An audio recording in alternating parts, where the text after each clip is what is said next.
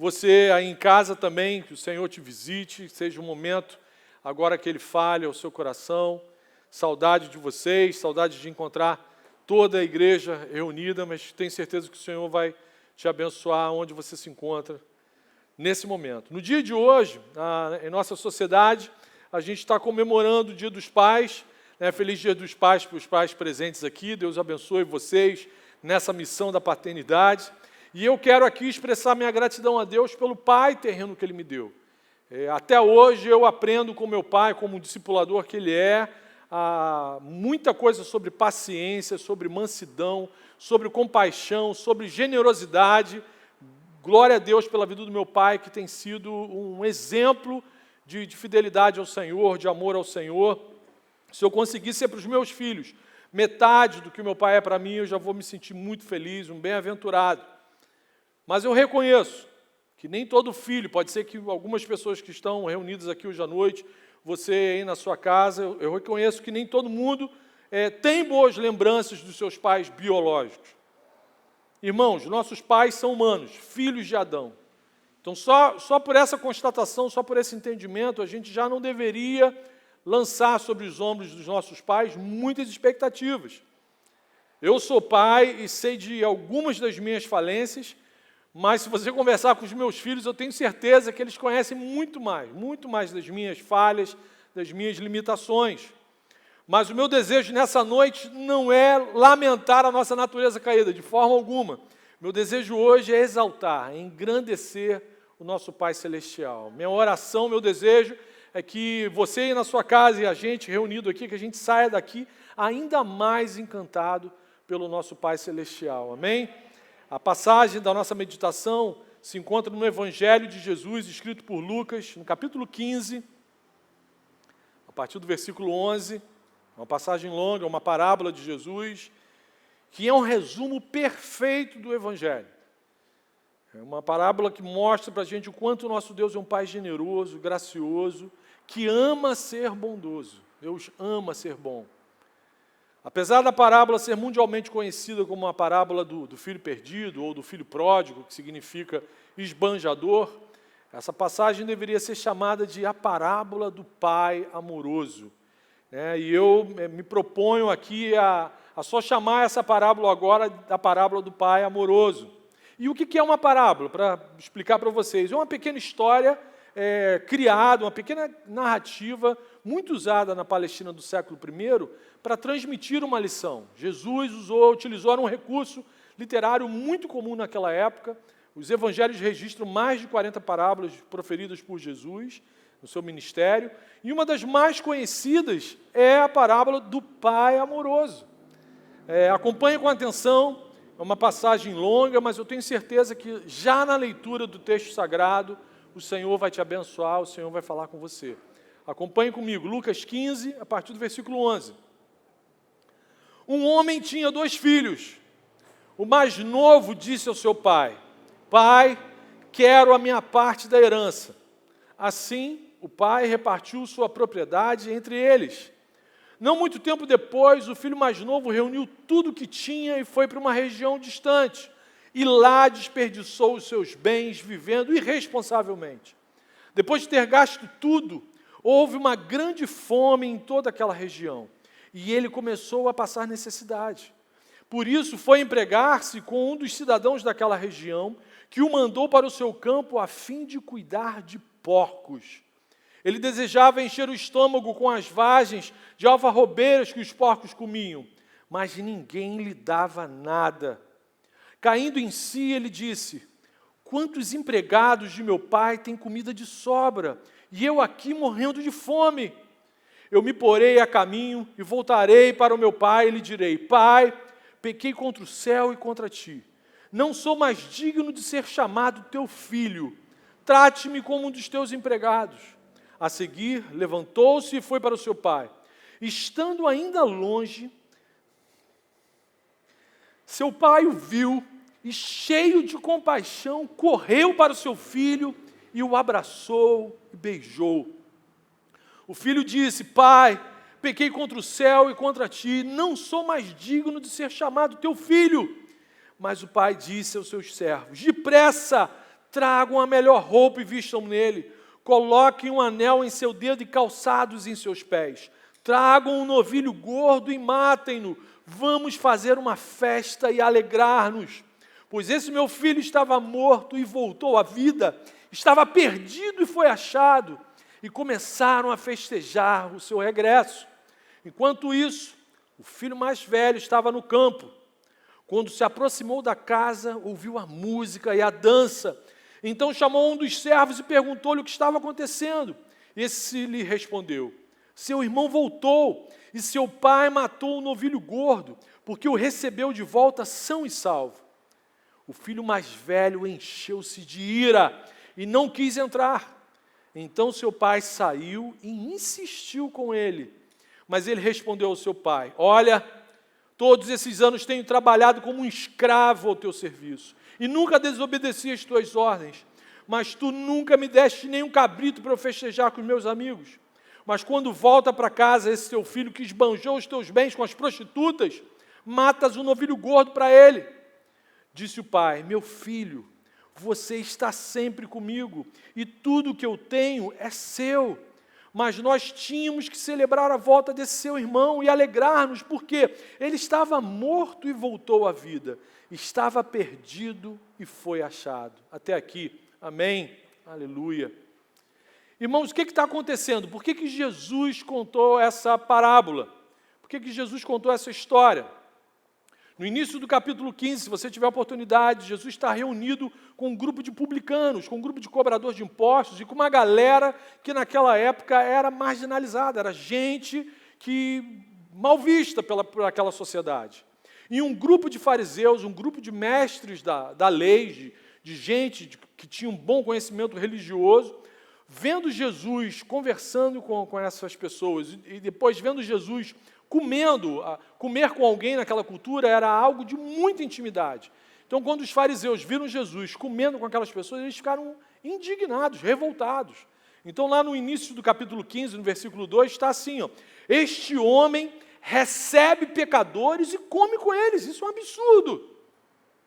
Jesus, percebendo a murmuração, a indignação dos fariseus, Jesus começa a contar uma sequência de parábolas para mostrar como que é maravilhoso o Deus que eles deveriam aprender a chamar de Pai. E quem são os personagens dessa parábola aqui? O pai dessa parábola ilustra a pessoa de Deus, o nosso Pai Celestial. O filho mais novo e o filho mais velho somos nós. Ora, quando a gente chuta o balde, vai ver a vida segundo os nossos prazeres e vontades, e ora, quando a gente está com os nossos perdido com os nossos pecados e delitos, mas dentro do ambiente religioso. Então, os dois filhos aqui representam a gente em momentos diferentes da nossa caminhada. São muitas as lições preciosas que Jesus nos passa nessa parábola do Pai amoroso.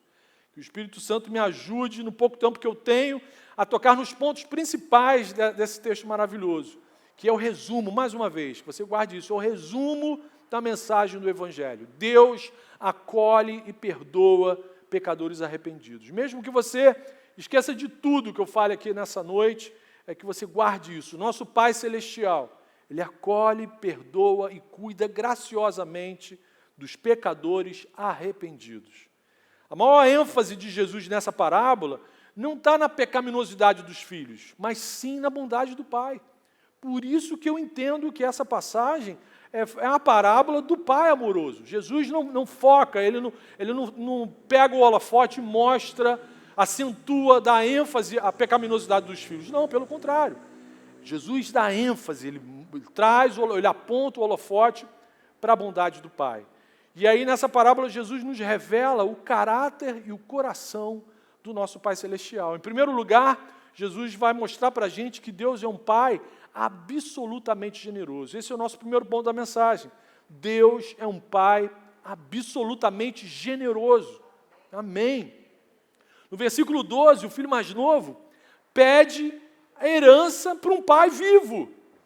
Tanto naquela cultura como ainda nos dias de hoje, um filho chegar para um pai vivo e pedir a sua herança, ele está mandando uma mensagem implícita de que, olha só, eu preferia que você já estivesse morto para eu poder lançar mão dos recursos aí que eu tenho direito. Era como dizer que gostaria que o pai estivesse morto.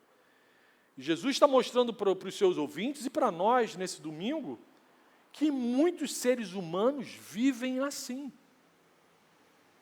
A gente quer usufruir de todas as bênçãos, a gente quer usufruir de todas as dádivas divinas, a gente quer continuar respirando um oxigênio que não nos pertence, que não é nosso, mas como se Deus estivesse morto. Como se Deus não tivesse, que a gente não tivesse que prestar nenhum tipo de contas a Ele. Muita gente vive assim, até dentro do ambiente religioso. Tem gente dentro da igreja que tem alguma consciência, algum entendimento que de fato Deus existe, mas no seu dia a dia, na sua prática diária, vive como se Deus não existisse. Usufruindo das bênçãos da criação, usufruindo de tudo de bom que Deus concede para a gente, sua graça maravilhosa que cai sobre toda a humanidade, mas quer viver na prática como se Deus não existisse. Aí no versículo 12, Jesus vai mostrar para a gente um Deus absolutamente generoso, um Deus que concede, que derrama bênçãos, que derrama dádivas sobre a vida dos seus filhos. E que não nos impede de nos afastarmos dele. O verdadeiro amor não prende ninguém, não oprime ninguém. O pai dessa parábola aqui amava os seus filhos de verdade. Mas o amor não prende, não acorrenta ninguém. O verdadeiro amor não escraviza ninguém. O que diz a palavra de Deus? Tudo sofre, tudo crê, tudo suporta, tudo espera. O verdadeiro amor nunca acaba. Glória a Deus. Em seguida, o filho mais novo, assim que toma consciência de estar com tudo que ele precisa, ele abandona o seu pai, ele vai administrar a vida segundo a sua vontade. Ganhei a liberdade, vou viver do meu jeito, não tenho que prestar conta para mais ninguém, eu sou o Senhor de mim. E, irmãos, é exatamente por isso que a gente vive hoje num mundo com tanta tragédia, com tanta desgraça. Nossos piores problemas surgem quando temos a possibilidade de fazer o que a gente bem entende. Vou repetir. Os nossos piores problemas surgem quando a gente tem a possibilidade de fazer o que dá na telha. Sempre que a gente dá mais valor a coisas do que a pessoas, sempre que a gente dá mais importância ao prazer do que ao dever, mais rápido a gente acaba descobrindo e se envolvendo em grandes problemas. E aí, com relação a essa terra distante que Jesus cita aqui, que Jesus menciona na parábola, não é necessariamente um lugar geograficamente distante. A primeira terra distante que nos afasta do nosso Pai generoso é o nosso coração enganoso. Adão e Eva estavam no Éden e se afastaram de Deus. Estavam ali no lugar de deleite, na presença de Deus, e se afastaram dele. Por quê? Foram para um coração enganoso, para um lugar de engano. O texto continua e nos mostra que o filho pródigo, o filho esbanjador, aprendeu do jeito mais difícil, que é impossível desfrutar as coisas que o dinheiro pode comprar sem dar valor, ou melhor, ignorando as coisas que o dinheiro não pode comprar. De fato, é verdade, o dinheiro consegue comprar muita coisa, mas você não consegue desfrutar de forma plena disso se você não der valor às coisas que o dinheiro não pode comprar. O filho esbanjador sonhava em desfrutar de uma liberdade plena, mas longe do pai. E descobriu da pior forma que isso não é possível. Muita gente sonha e tenta viver sua vida longe de Deus, mas viver longe do pai significa sempre ter contato com a escravidão. A vida longe do pai não era o que o jovem esbanjador esperava, deu tudo errado. Seus recursos evaporaram. Eu acredito que ele foi passar essa terra distante, era algum país comunista. Seus amigos desapareceram. Opa, eu acho que era um país comunista mesmo. Veio a fome, agora eu não tenho mais dúvida, tenho certeza que era algo comandado por essa ideologia. Uma tragédia atrás da outra. Nem precisava contar que país é. Mas, aí no versículo 15, o rapaz se viu obrigado a fazer, por um desconhecido, o que ele não queria fazer para o seu pai, trabalhar. Ele se viu obrigado a trabalhar para um desconhecido. E essa cena que Jesus constrói aqui é dramática. Por quê? Aquele jovem outrora rico, agora se viu obrigado a trabalhar para um desconhecido, cuidando de porcos. Para a cultura judaica, para o judeu, para as pessoas que estavam ouvindo aquela parábola, Isso é a instância mais degradante para um judeu. O porco, ainda hoje, para eles, é considerado um animal imundo, impuro. E aí você vê um judeu, um jovem, outrora rico, sendo o único recurso dele agora era servir aos porcos, dar comida aos porcos, ou seja, ele não estava no fundo do poço, ele tinha passado do fundo do poço. Essa era a cena que Jesus, de forma proposital, constrói. Essa ilustração foi a maneira de Jesus enfatizar o que o pecado faz na vida daqueles que rejeitam a pessoa de Deus, que não querem viver em comunhão, em intimidade com o Pai Celestial. Nosso Pai Celestial é generoso, mas o pecado é mentiroso. O pecado promete a liberdade, mas na verdade dá a escravidão. No Evangelho, escrito por João, no capítulo 8, versículo 34, Jesus afirma isso: digo-lhes a verdade, todo aquele que vive pecando é escravo do pecado. Ele não é livre. Tudo que ele está fazendo está só escravizando ele. O pecado promete sucesso, mas só traz fracasso. Promete uma vida em abundância e o único presente que ele concede para a gente é a lama dos porcos. Por quê? O salário do pecado é a morte. Romanos 6, 23. O filho esbanjador acreditou que ele se encontraria e, na verdade, se perdeu. Você já ouviu isso? Alguém falando? Não, eu vou viver longe para me encontrar, eu vou me encontrar. E viver longe de Deus é se perder. Quando Deus é deixado de lado, quando Deus é deixado de fora da nossa vida, a gente só encontra a escravidão. Mas no versículo 17, Jesus nos revela algo fantástico. Quem é filho de verdade não consegue viver muito tempo longe do Pai. Quem é filho de verdade sente saudade da presença do Pai. Mas quem não é filho, não tem crise. Quem não é filho se amarra na lama dos porcos. Quem não é filho come a comida dos porcos, sem nenhuma crise. Mas quem é filho de verdade não resiste à graça irresistível de um Pai totalmente amoroso. Esse é o nosso segundo ponto. Em segundo lugar, Jesus nos mostra nessa parábola que Deus é um Pai totalmente amoroso, totalmente amoroso. Versículo 17, o filho caindo em si, opa, o que isso indica? Que até então esse filho estava fora de si. Ele queria viver tanto fora da caixa, queria tanto viver fora da caixa, que ficou fora de si. Às vezes eu ouço alguns irmãos progressistas, pô Marco, você vive muito encaixotado, você está muito dentro da caixa, você acredita em tudo que está na Bíblia, pô, tem que pensar fora da caixa. A Bíblia está mostrando que quem vive fora da caixa pode estar vivendo fora de si. O pecado, ou seja, viver a vida segundo os seus próprios desejos, produz como efeito colateral esse surto de insanidade.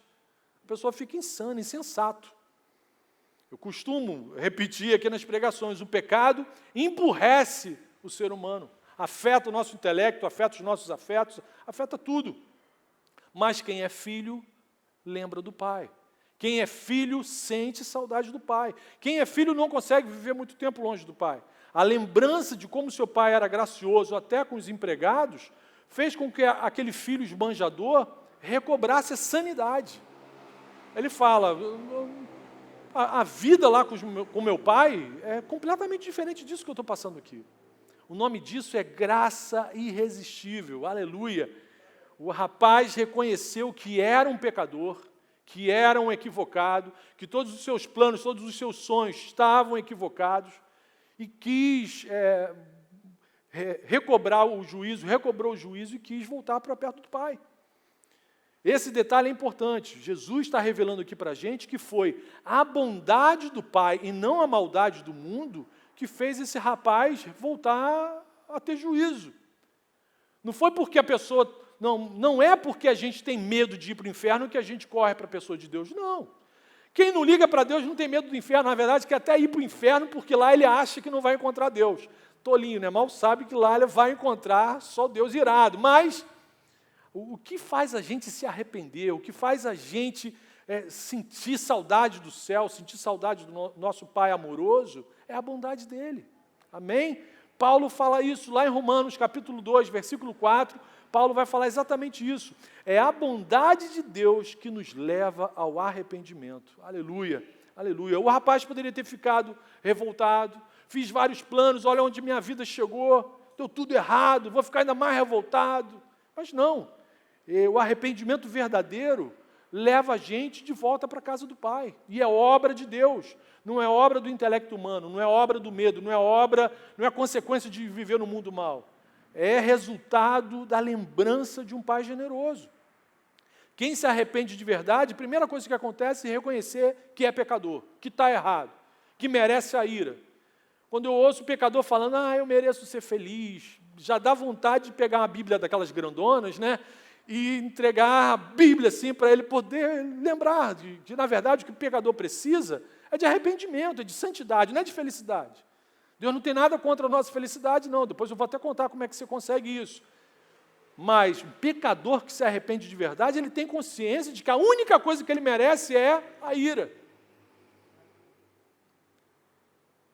E aí esse pai humano da parábola ilustra o nosso Pai Celestial. Ele é amoroso, ele é rico em misericórdia para com pecadores arrependidos. Versículo 20. Estando ainda longe, aquele filho ainda longe, seu pai o viu e, cheio de compaixão, correu para o seu filho e o abraçou e o beijou. Aquele pai amoroso, cheio de compaixão, encheu aquele filho sujo da lama dos porcos, encheu ele de abraço e de beijos. A expressão no grego aqui é que aquele pai ele beijava o filho continuamente. Ao invés do filho rebelde se lançar nos braços do pai, é o pai que sai correndo e se joga no filho. O que ocorre é o oposto. O pai se lança nos braços do filho. Nenhuma palavra de recriminação. Não houve nenhum eu te disse, eu sabia que ia dar tudo errado. Não houve nada, não aconteceu isso. Nenhuma ofensa, nenhum castigo saíram dos lábios do pai que causa um choque de amor. O que é isso? O amor desse pai é de constranger o universo. É uma reação ilógica para a gente. E quem é esse amor do pai? A gente não está falando aqui de um sentimento. Esse amor aqui é uma pessoa. Esse amor encarnou, esse amor ganhou um nome. Jesus Cristo. Jesus Cristo é esse amor do Pai. Jesus é o Pai correndo na direção do filho pecador arrependido. Jesus é Deus abraçando e beijando o filho arrependido. Jesus é um anel da nova aliança, restaurando aquela relação com o Pai. Jesus é a roupa nova que dá a gente acesso à presença do Pai.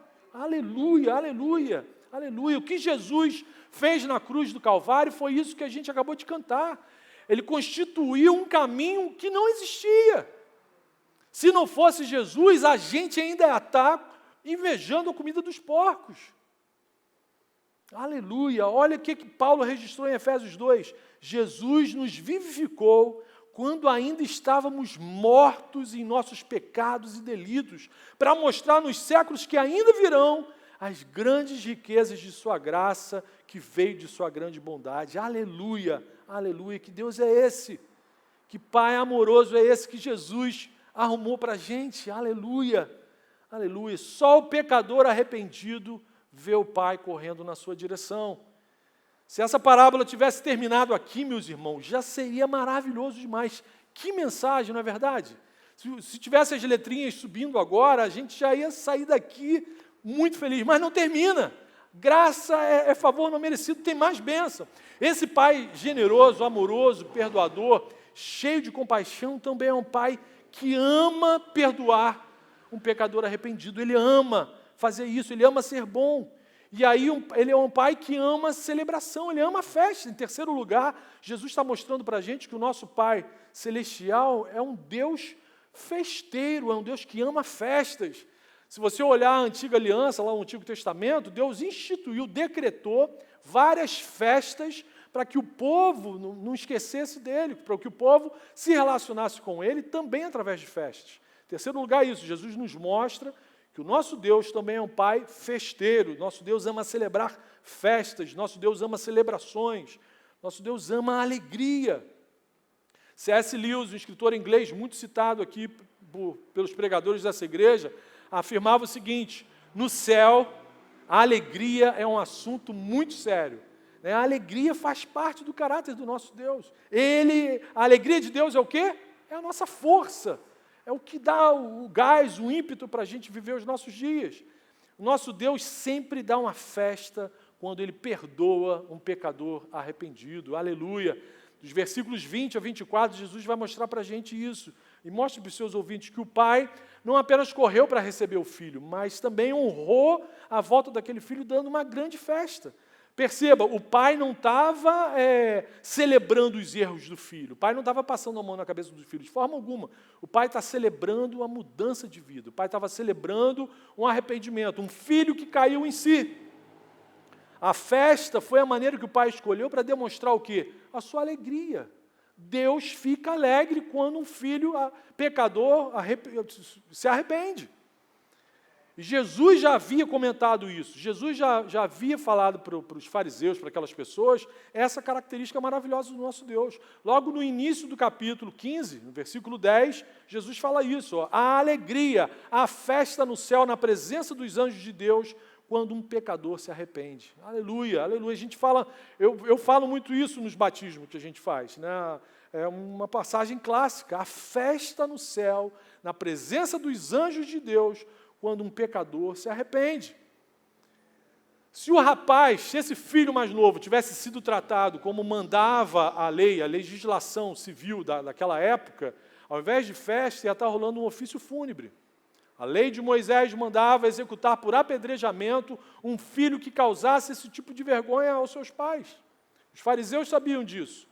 Mas a mensagem que Jesus estava passando para aqueles homens e para a gente, que eles não deveriam estranhar aquilo que estava acontecendo, porque Davi, muitos séculos antes de Jesus estar contando essa parábola, Davi havia experimentado essa compaixão inexplicável do nosso Deus.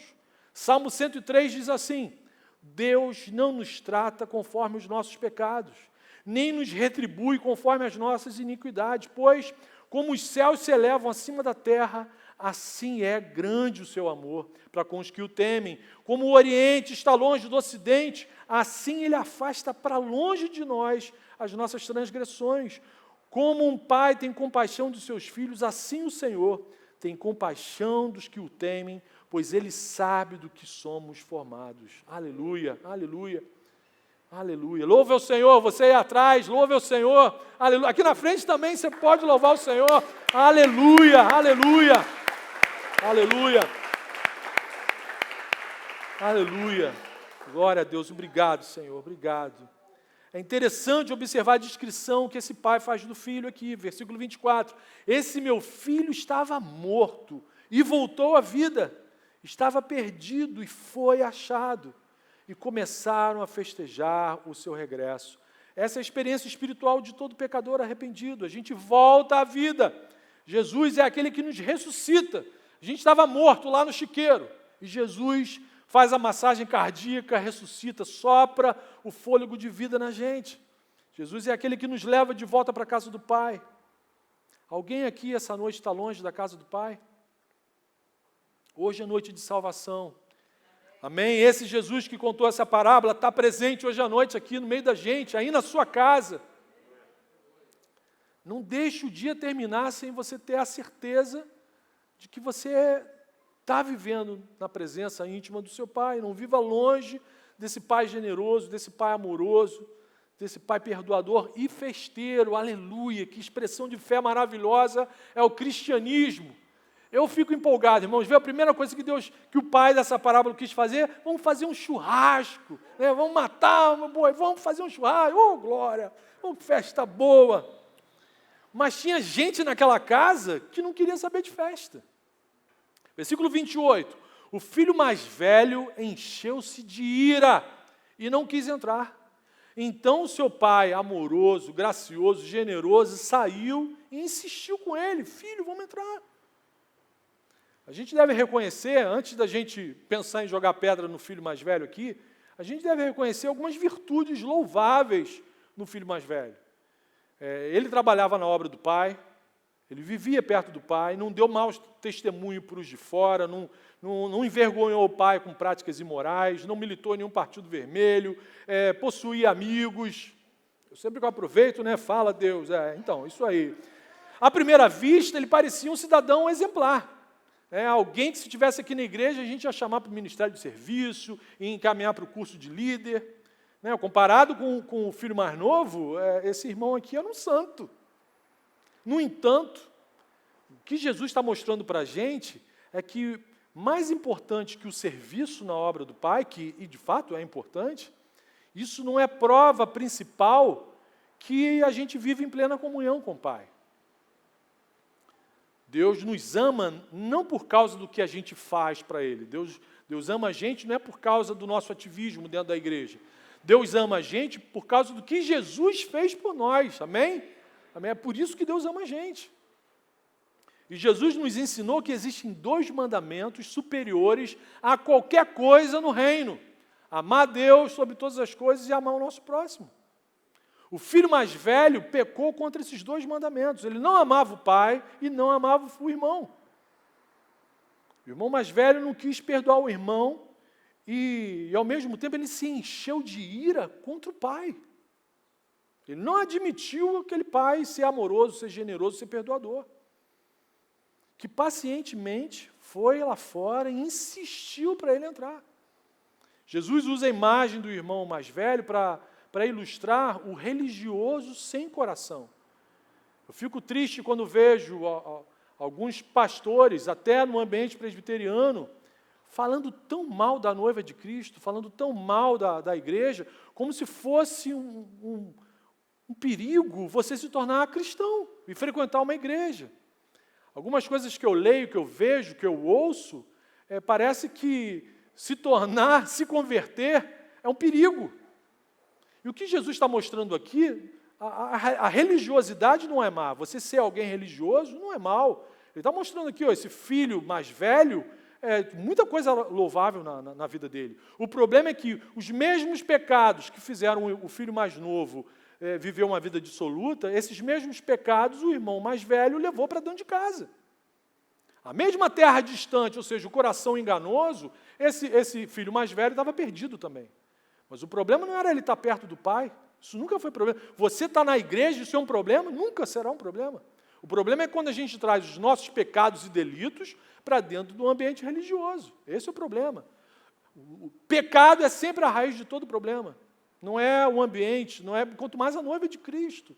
Então, assim, que Deus tenha misericórdia desses pastores que, ao invés de despertar encanto nas pessoas pela noiva de Jesus, ficam falando mal da noiva de Jesus. Seria mais honroso que essas pessoas fizessem como o filho mais velho, né? Vai para a terra distante, né? Vai ser progressista lá na Coreia do Norte, né? Vai ser uma bênção lá, Deus leve você, né? Leva, Senhor, salva, leva ele para viver uma experiência nova, mas ficar falando mal da noiva de Cristo, isso não consigo entender. Então, assim, o problema é viver a nossa religiosidade em pecado. O problema era que o filho mais velho estava em pecado deliberado, mesmo vivendo pertinho do pai. Jesus estava falando, mostrando para os fariseus que, apesar deles terem um conhecimento religioso grande, profundo, eles não tinham uma vida santa, não amavam nem a Deus nem ao próximo. Jesus fala o seguinte sobre os fariseus, lá em Mateus 23. Fariseus e mestres da lei, vocês dão dízimo até da hortelã, do endro e do cominho, mas negligenciam os preceitos mais importantes da lei, a justiça, a misericórdia e a fidelidade. Vocês devem praticar essas coisas, vocês devem dar realmente o dízimo do cominho, do endro, da hortelã, mas sem omitir a misericórdia, sem omitir a fidelidade, a justiça. Hoje em dia, ainda tem gente assim, dentro e fora das igrejas. Tem gente que se acha melhor do que o outro porque ele é cheio de ativismo, cheio de cargo dentro da igreja, cheio de atividade, aí ele se acha o super ungidão. Ele anda sem pisar no chão, na nuvenzinha. É um super ungidão. E tem gente que se acha tão bom, tão ungidão, tão certinho, que não existe igreja nenhuma que suporte aquela santidade. Infelizmente, muitos dos nossos irmãos desigrejados, que existem por aí, são parecidos com esse irmão mais velho aqui. É gente que se acha tão certo, tão acima da média, que o mundo inteiro está errado, até Deus está errado, então não tem igreja perfeita para aquela criatura acima da santidade. Uma vez que são pessoas que preferem alimentar a sua indignação a desfrutar de uma comunhão plena com Deus e com seus irmãos, essas pessoas se tornam amargas. A alegria dos outros incomoda essas pessoas. É aquele típico crente que você fala, paz do Senhor por quê? O cara está de mal com a vida. Uma vez que eles não estão dispostos a perdoar, eles se afastam até da igreja, porque eles acham que só eles estão certos. Só a leitura deles do que é certo. Até Deus está equivocado. Perceberam que o filho mais velho, ele não entra na casa do pai, ele é marrento. Esse filho mais velho, acho que o nome dele era Jonas. Sabe aquele que o peixe? Acho que era esse cara aqui. Ele estava teoricamente pertinho do pai, mas na verdade ele também estava perdido lá naquelas terras distantes do coração enganoso. O filho mais velho possuía qualidades louváveis, sim. É importante a gente guardar isso. É sempre melhor estar perto do pai do que longe. É sempre melhor estar a serviço do pai, na casa do pai, do que longe. É sempre melhor ter amigos do que não ter ninguém. O filho mais velho não passou por aflições, não invejou a comida dos porcos. Mas o seu trabalho na obra do pai não glorificava o pai. Ele não amava o pai, ele nem enxergava o pai como pai. Muito menos ligava para o irmão. Apesar de saber que isso alegraria o coração do pai, ele não quis saber. Ele não queria saber da volta do irmão. Ele não queria o irmão de volta ali. Com certeza o nome desse camarada aqui era Jonas. Né? Eu lembro de Jonas olhando para os ninivitas, Deus querendo que eu vá lá pregar. Eu não vou. Imagina, o Senhor vai acabar salvando os ninivitas? Não, ele está maluco. Não. Talvez o mais perturbador aqui sobre o filho mais velho seja a sua indignação, a sua ira contra o amor do pai. Para mim isso aqui é o mais chocante, o mais assustador. Ele se ira contra o pai, se recusa a participar da festa. Ele não conseguiu enxergar que ele também precisava de salvação. Ele não conseguiu enxergar que ele estava tão fora de si quanto o irmão mais novo. Ele precisava voltar também, mesmo não tendo ido. A clássica situação da volta dos que não foram. No meu tempo na banda Fruto Sagrado, eu participei na composição de uma música exatamente com esse título, A Volta dos que Não Foram. Fiz uma música para o filho mais velho. Então depois, quando você chegar em casa e puder, procura lá na internet e ouça A Volta dos que Não Foram. É uma música clássica, um hino cândido, vai ser muito legal para o seu momento de devocional, né? Amanhã de manhã os passarinhos cantando, você bota essa música bem alto, você vai ver como que Deus vai falar com você. É uma música introspectiva. Dificilmente você vai encontrar uma música para o filho mais velho, você vai encontrar música para Jesus, para o filho mais novo, para o filho mais velho, vai ser difícil. Mas durante essa letra que eu fiz, é quase uma autobiografia. Por quê? Durante muito tempo na minha caminhada da fé, eu fui como esse filho mais velho. Eu tive um olhar altivo, soberbo e arrogante com relação à vida de outros irmãos. Mas graças a Deus, o mesmo pai que correu na direção do filho mais novo, insistiu comigo para que eu entrasse, e graças a Deus, eu entrei, estou participando da festa até hoje, aqui na Igreja Oceânica, da festa da salvação, para a glória do nosso Deus. Queridos, na parábola do Pai amoroso, Jesus nos mostra como o nosso Deus é maravilhoso, como que Ele acolhe, perdoa e cuida do pecador arrependido. Se não fosse Jesus, a gente não ia estar nem aqui. A gente ainda ia estar lá servindo aos porcos. Que Pai maravilhoso é esse? Que aplicações a gente pode pontuar depois dessa exposição? Eu sei que deve estar frio aí fora, eu vou acelerar agora, hein, meus irmãos. Ora aí comigo aí para o pregador fluir agora na mensagem aqui. Vamos lá, primeira aplicação. Seja íntimo do seu Pai Celestial, amém? Seja íntimo, um amigo íntimo de Deus, viva perto de Deus. Ame-o com todas as suas forças, com todo o seu entendimento, com todo o seu coração. Busque uma vida de intimidade com Deus. Mas, Marcão, isso é possível? É sim. Ele nos enviou o Espírito Santo, o nosso ajudador, o nosso consolador. Ele nos deu a sua palavra, a revelação especial dele. Ele nos enviou Jesus, que é a imagem perfeita de Deus. Então, assim, é possível sim a gente ser amigo íntimo do nosso Deus. Amém? Então, viva essa intimidade, deseje isso de forma intensa. Mortifique diariamente o seu egoísmo, que é a principal fonte dos nossos problemas. E essa é a nossa segunda aplicação. Não viva só para a satisfação das suas vontades. Não viva só para a satisfação das suas vontades. O filho mais novo se tornou escravo da satisfação das suas vontades. O mundo onde a gente vive é marcado de tragédia porque tem muita gente, nesse momento, vivendo só para satisfazer as próprias vontades. Eu e você não somos o centro do mundo, amém? Eu e você não somos o centro do universo. O meu problema, o seu problema não é o centro do universo. Quem é o centro do universo? É Jesus, é o Senhor. Jesus é o centro de equilíbrio do universo. Jesus é o centro. Quer ser feliz? Então viva para a glória de Deus. Clóvis pregou sobre isso aqui na sexta-feira, 1 Coríntios 10, 31.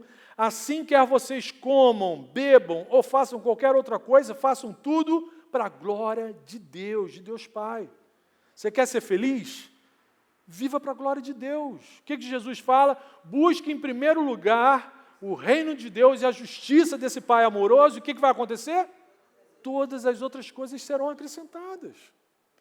Então, meu irmão, não viva, fuja, não viva para a satisfação das suas vontades. Quanto mais a gente satisfaz a vontade de Deus, mais pleno e felizes nos tornamos. Aleluia, aleluia. Terceira aplicação, fuja sim da religiosidade sem piedade. Fuja da religiosidade sem piedade. Fuja da religiosidade que não te faz sentir amor pelo próximo.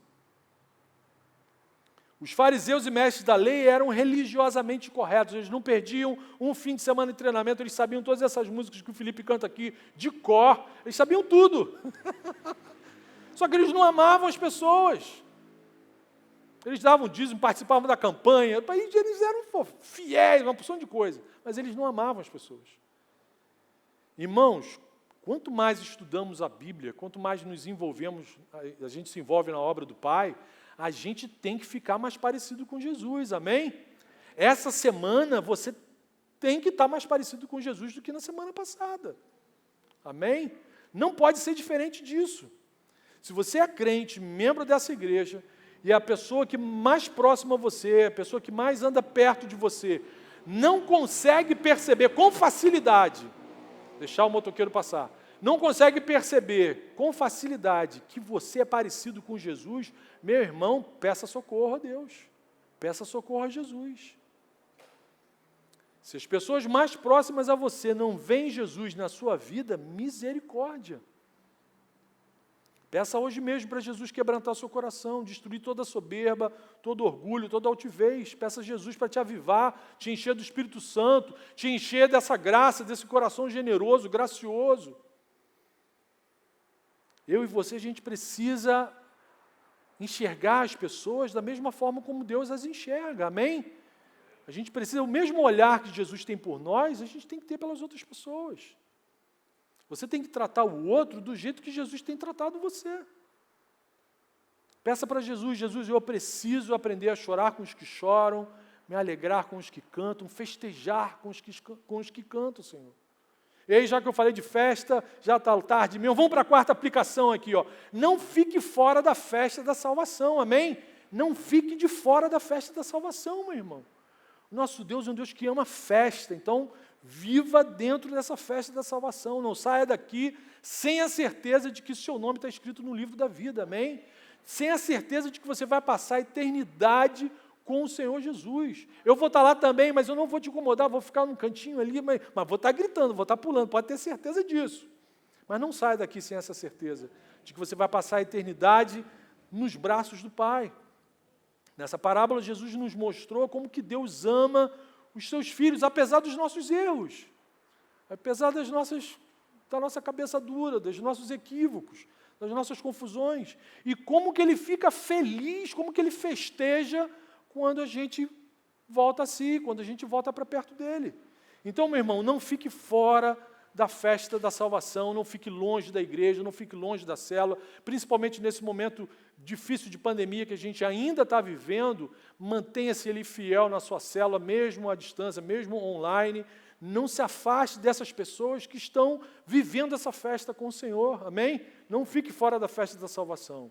Quero concluir, terminando, lendo uma parte do Salmo 27, já que hoje é dia dos pais, e eu sei que nem todo mundo tem uma lembrança boa do pai terreno. Davi afirma o seguinte: ainda que o meu pai terreno me abandone, o Senhor cuidará de mim. Aleluia. Ainda que o meu pai terreno não lembre de mim, me abandone, o Senhor cuidará de mim. Esse é o nosso Deus. Aleluia. Esse é o nosso Pai amoroso. Esse é o Pai que Jesus nos deu. Aleluia. Aleluia. Feche seus olhos, vamos orar. Obrigado, Jesus, por ter nos abençoado com esse Pai amoroso, Senhor. Muito obrigado, Senhor, pelo perdão, pela salvação, Senhor. Obrigado por ter nos levado de volta ao lar, Senhor. Obrigado porque hoje a gente faz parte da sua família, Senhor. Ajuda a gente, Senhor, a amar e a perdoar o nosso próximo, o nosso semelhante. Ajuda a gente a perdoar assim como o Senhor nos perdoou. Ajuda a gente a olhar o nosso próximo com compaixão, da mesma forma como o Senhor nos vê, Pai. Por favor, ajuda a gente a amar as outras pessoas, a ter compaixão, a nos tornarmos esse porto seguro para as pessoas te conhecerem, Pai. Por favor, mantenha o nosso coração cheio da Tua alegria, Senhor. Mantenha a Igreja Oceânica uma igreja amável, festeira, Senhor. Por favor, ajuda a gente a glorificar o Teu nome em todas as coisas. Em especial, eu te peço hoje pelos pais, Senhor, que o Senhor nos abençoe na missão da paternidade, Pai. Por favor, que sejamos pais a cada dia mais parecidos com o Senhor, que os nossos filhos se apaixonem cada dia mais pelo Senhor, vendo o nosso testemunho, a forma como a gente se esforça para cuidar deles, Pai. Por favor, ajuda a gente nessa missão. Nós te pedimos isso e oramos em nome de Jesus. Amém, amém. Que o Senhor continue nos abençoando. Amém.